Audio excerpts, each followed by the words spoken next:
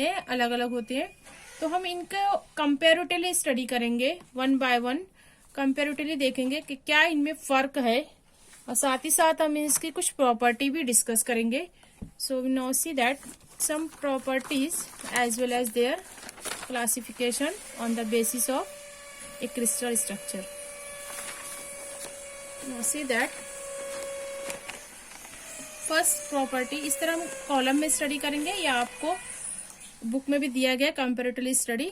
First column हम देखेंगे यहाँ पर, that is properties of different crystalline solid, and this column show that 4 types of crystalline solid. Okay.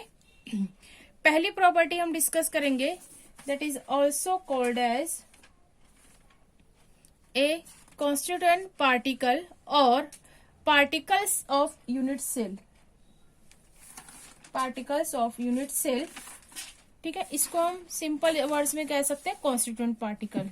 ठीक है, यहाँ पे लिख देती हूँ कॉन्स्टिट्यूएंट पार्टिकल्स। क्या फर्क होता है आयोनिक सॉलिड, जैसे कि नाम जाहिर है, आयोनिक सॉलिड आयन से मिलकर बनता है। Ionic solid, in ionic solids ions are present और चार्ज एटम और मॉलिक्यूल्स आर प्रेजेंट।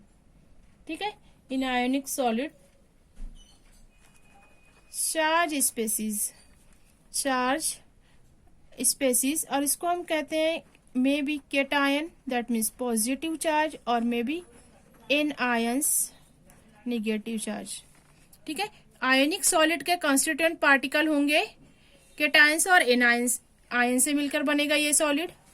दूसरी टाइप है that is called metallic solid. Generally metals जो होते हैं पॉजिटिव मेटल्स होते हैं, मेटल आयन होते हैं, positive metal ions are found. ठीक है, एंड इसके साथ ही साथ इसमें फ्री इलेक्ट्रॉन भी होते हैं, and free electron that are delocalised in a crystal. ठीक है, मेटेलिक सॉलिड में सपोज आप इसको इस तरह ले सकते हो, मेटल एक लो, आयरन। ठीक है, आयरन जब इलेक्ट्रॉन लॉस करता है तो ये चेंज होता है Fe+2+2 इलेक्ट्रॉन।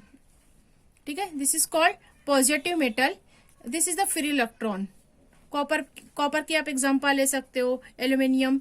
ठीक है, बहुत सारे यहाँ पर मेटल एटम्स जो हैं, मेटल सॉलिड जो हैं, फ्री इलेक्ट्रॉन, और यही फ्री इलेक्ट्रॉन यहाँ पर क्रिस्टल लैटिस में जो होता है, यहाँ Fe का एटम होगा, Fe+2 का इलेक्ट्रॉन यहाँ पर मूव होंगे freely.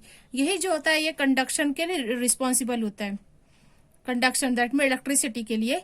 The flow of electron is nothing but the electricity और कंडक्टिविटी। ठीक है, नाउ सी इन कोवैलेंट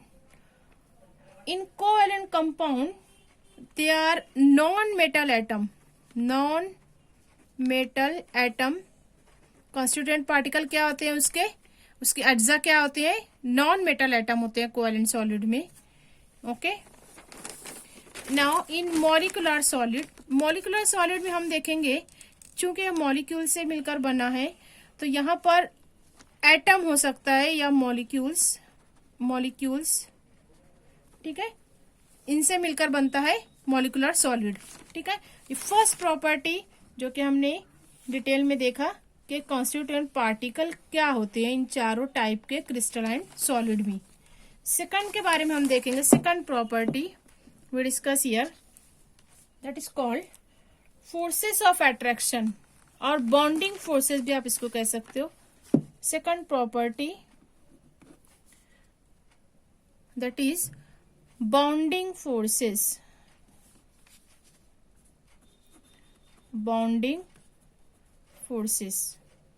ठीक है, अब यहाँ पर कॉन्स्टिट्यूएंट पार्टिकल में ही किस टाइप के फोर्सेस होते हैं, जैसा कि पहले में आयंस है, चार्जेस है, केटायन एनायन, पॉजिटिव और निगेटिव चार्जेस एक दूसरे को अट्रैक्ट करेंगे due to force, electrostatic force of attraction, electrostatic forces of attraction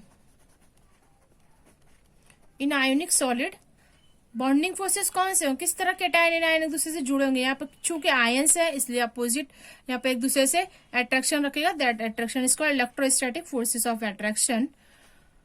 metallic solid में मेटालिक बॉन्ड होगा, मेटालिक सॉलिड में metallic bonds. Now in case of, आप इसको इलेक्ट्रोस्टैटिक भी कह सकते हो, electrostatic forces of attraction between positive ion and negative electron, इन दोनों के बीच में भी मेटालिक बॉन्ड किस तरह बनता है, due to electrostatic forces of attraction. Now in covalent solid the bonding forces are due to formation of covalent bond, equal sharing of electron. ये आप पढ़ चुके हो डिटेल में कि किस तरह बॉन्ड बनता है कोवैलेंट बॉन्ड। तो यहाँ पर बॉन्डिंग जो होगी ड्यू टू कोवैलेंट बॉन्ड, ठीक है। ये बहुत ही ज्यादा स्ट्रॉन्ग बॉन्ड होता है, एज इट फॉर्मिंग रिंग और cage like structure, 3D cage like structure covalent bond बनता है। No in case of molecular solid the bonds are van der Waals forces, van der Waals forces of attraction. बहुत सारे फोर्सेस होते हैं यहाँ पर, हाइड्रोजन बॉन्डिंग होती है, हाइड्रोजन बॉन्डिंग पे आप पढ़ चुके हो, हाइड्रोजन बॉन्डिंग है, लंदन फोर्सेस है। ये 2 से 3 टाइप के फोर्सेस मॉलिक्यूलर सॉलिड में मौजूद है। जैसे वाटर की मॉलिक्यूल हाइड्रोजन एंड ऑक्सीजन, ये यहाँ पर बॉन्ड बनाते हैं due to van der Waals forces of attraction and also presence hydrogen bonding. Now third property we discuss melting point. Melting point, now see, जब हम ऑब्जर्व करते हैं आयनिक सॉलिड में आयंस हैं, काफी स्ट्रॉन्ग फोर्स होता है, तो इस बॉन्ड को ब्रेक करने के लिए बहुत ज्यादा एनर्जी की जरूरत होती है, हीट एनर्जी। तो यहाँ पर मेल्टिंग पॉइंट हाई होते हैं। The ionic solids are having high melting point. इनकी जो रेंज हम जब ऑब्जर्व करते हैं, they are 600 degree to 3000 degree C, इतनी रेंज का टेम्परेचर रिक्वायर होता है high MP due to forces of attraction. जिस तरह स्ट्रॉन्ग बॉन्ड है उस तरह स्ट्रॉन्ग एनर्जी भी रिक्वायर होगी इनको ब्रेक करने के लिए। In case of metallic they are having moderate, metallic जो होते हैं, कुछ मेटल ज्यादा मेटेलिक आयंस जो है कुछ उनको ब्रेक करने के लिए कम एनर्जी की जरूरत होती है, मॉडरेट टू हाई, ठीक है। इसका अगर हम रेंज ऑब्जर्व करते हैं, दे में बी -39 टू 3400 डिग्री सी, ठीक है।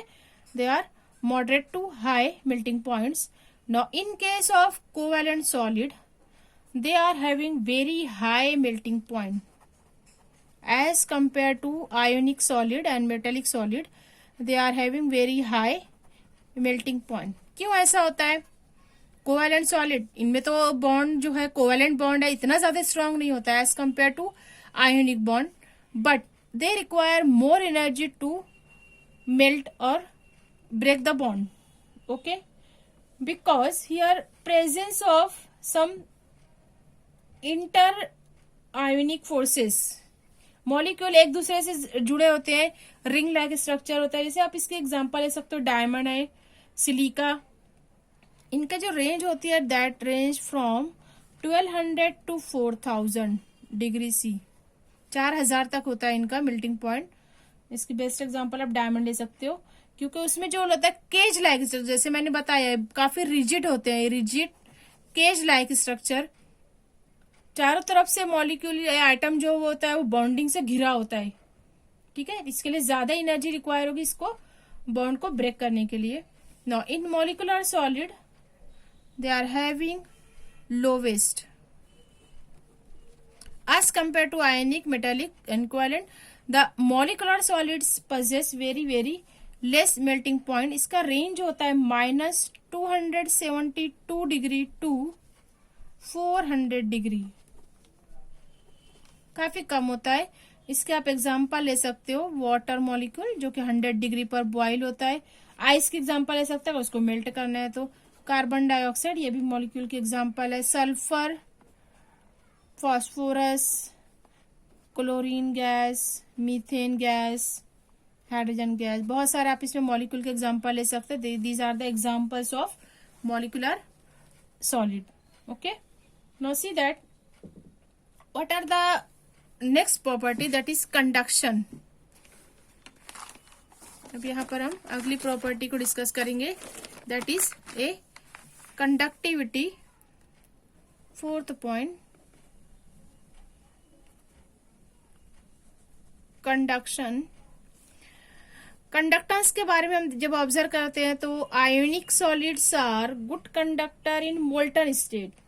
ठीक है, ये सिंपल जो हार्ड हम जो जैसे ओरिजिनल नेचुरल स्टेट आती है उसमें ये बैड कंडक्टर होता है, कोई भी मेटल और आयोनिक कंपाउंड. लेकिन जब इसको हम मोल्ट कर दे, मोल्टन स्टेट में लेते हैं या फिर एक्वियस सोल्यूशन लेते हैं तो ये कंडक्टिविटी शो करते हैं. That means it is a conductor